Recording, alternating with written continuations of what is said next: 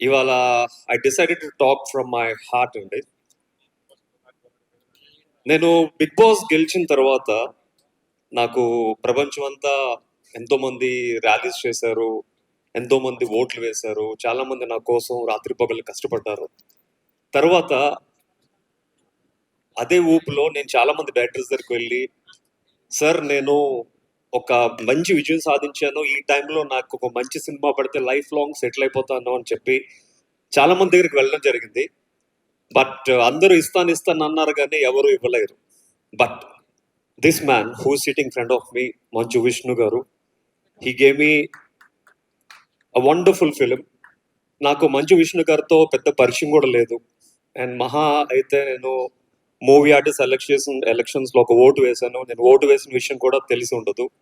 But without any relation ఒక తెలుగువాడకి నన్ను పిలిచి ఒక అద్భుతమైన రోల్ ఇచ్చినందుకు విష్ణు గారు మీకు జీవితంతో రుణపడి ఉంటానండి. Thank you so much.